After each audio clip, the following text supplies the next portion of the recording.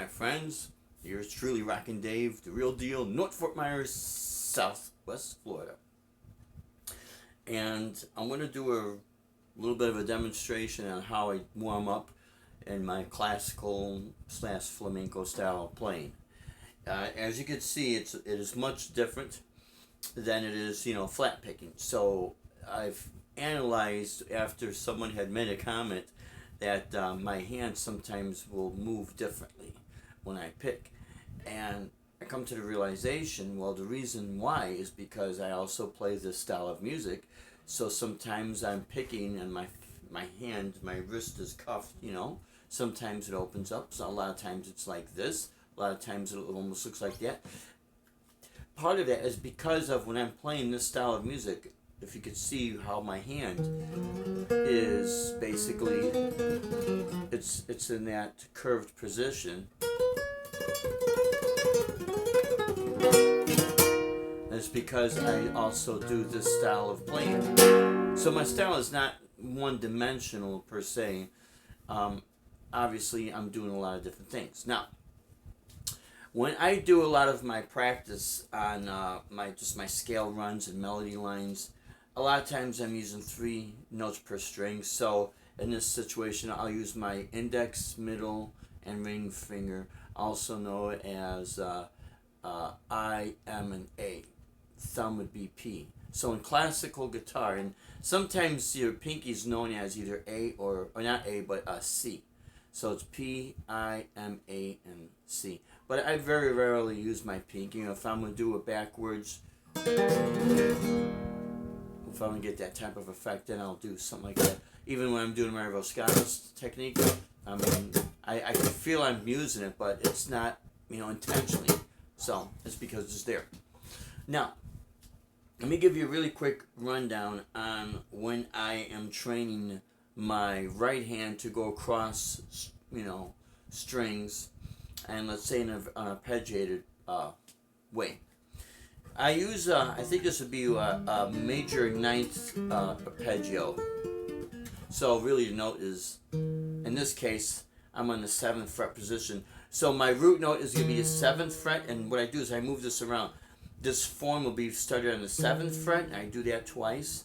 Then I go to the 10th fret, do that pattern twice, and I go to the 13th fret. Use, let's see. Yeah, 13th fret, do that pattern twice, come back to the 10th fret, do that twice, and come back to the 7th fret.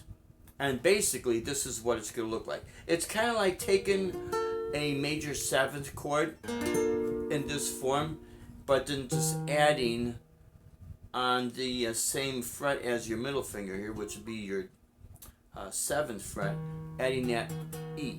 So I'm doing an E, I guess it would be an E major 9 to a G major 9, and then to an A sharp major 9, back to a G major 9, and back to an E major 9. But what this does, it helps my fingers walk across the string. So if I do this slow, this is what I get.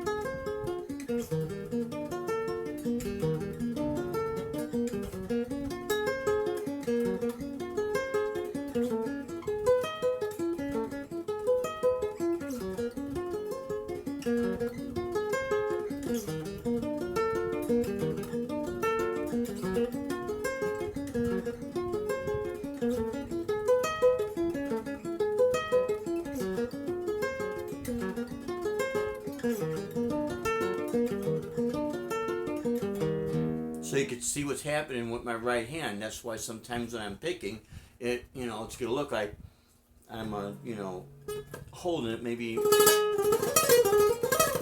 very unorthodox way, except when I'm doing my picking exercise, it's like this.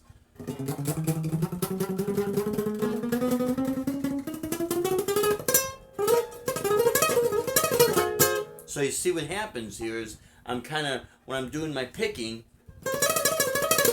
I'm working off of like this part of the muscle. And when I'm doing my finger picking, it's kind of the same thing, except you see how my wrist is. And it's because of different type of tremolos I'm doing. They call those tremolos.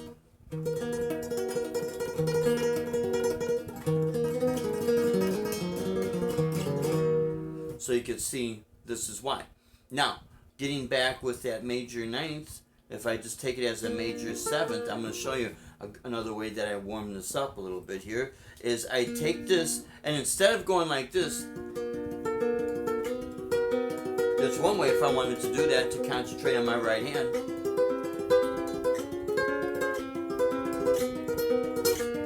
But you see you get overtones. So if I want to do a true arpeggiated,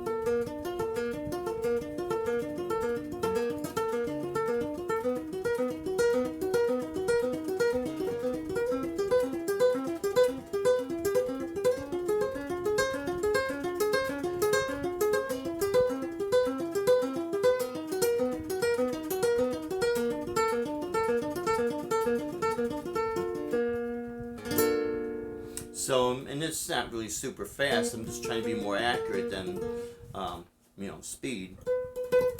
And I haven't played this style as intensively as I used to.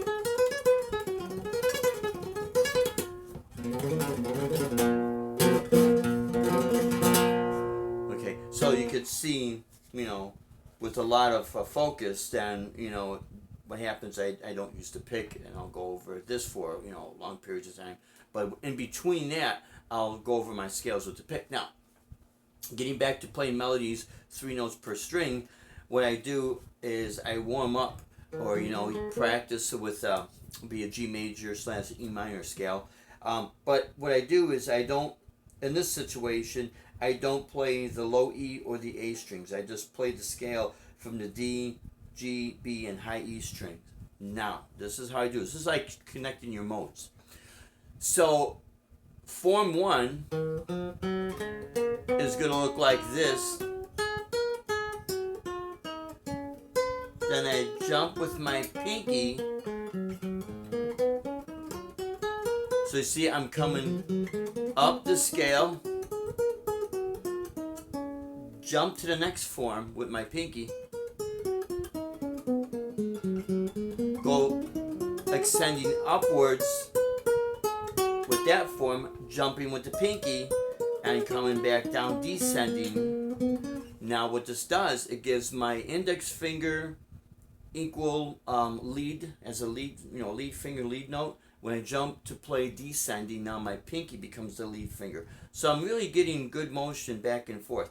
But this also keeps my right hand fingering. Well, now, in this type of exercise, I'll rest my thumb on the low E string, which you could do that. But I'm going to do this at a moderate pace and just kind of watch what my hands are doing, okay?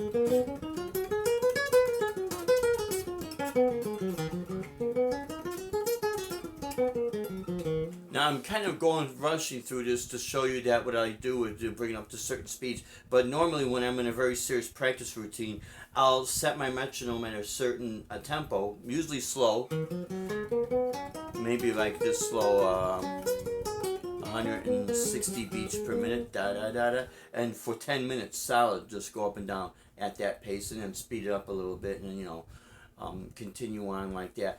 Now, if you notice some strings ring out, I don't use string dampers. I don't for this. I never really believed in doing that, but everyone does what they want. They serve a purpose, but I don't, because this forces you to really practice accuracy. Now, you're going to notice in real world situations, sometimes your fingernails will they get a little bit like, for instance, my thumbnail. They're not real long, but sometimes they get snagged on things, and then I have to rely also on the flesh of my finger, and I try to keep them as even as possible. The rule of thumb is, if you put your finger like this on the body of solid surface, let's just write it with the back side of the guitar here, and if your finger is straight and you can feel nail and flesh, you're at a good length. You're at a good length.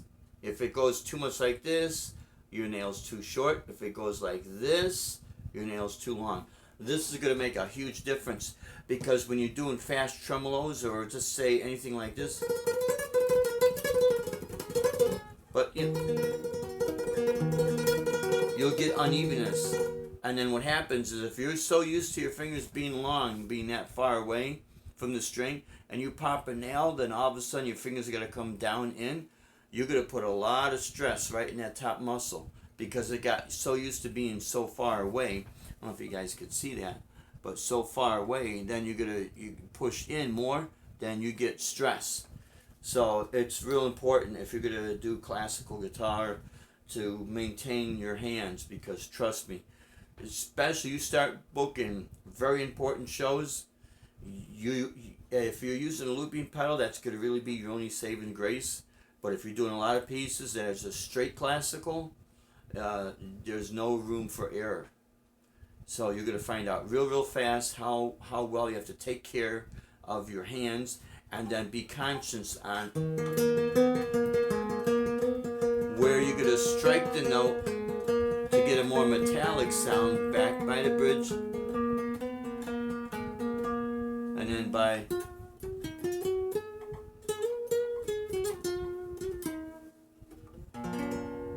where you could get a more round, warm sound.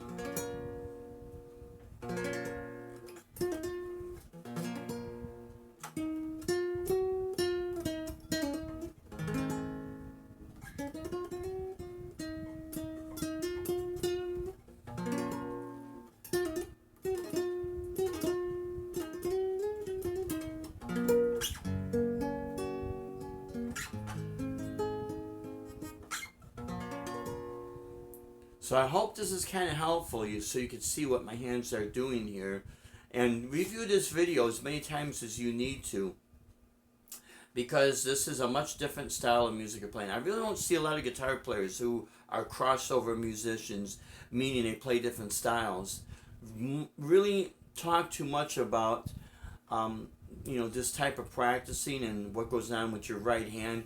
But I there's a lot of advice on people who shred, and I love to shred, and which way to hold the pick, and how you're supposed to do this, and how you're supposed to do that, and you can't do this, or you can't do that, and you're not supposed to play like that.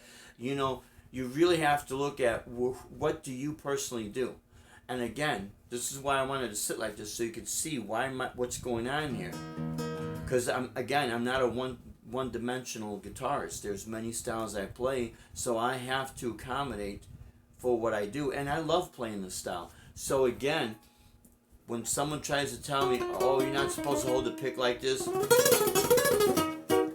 or you're not supposed to do that, this, that, and the other, that sounded pretty quick to me and very accurate, and in my hand might have gone out like this a little bit. But keep in mind, a lot of it is also because of this style.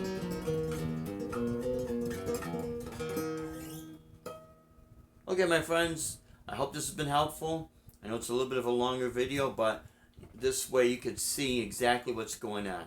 And maybe this can inspire you to start playing the style, and this could help you in your journeys.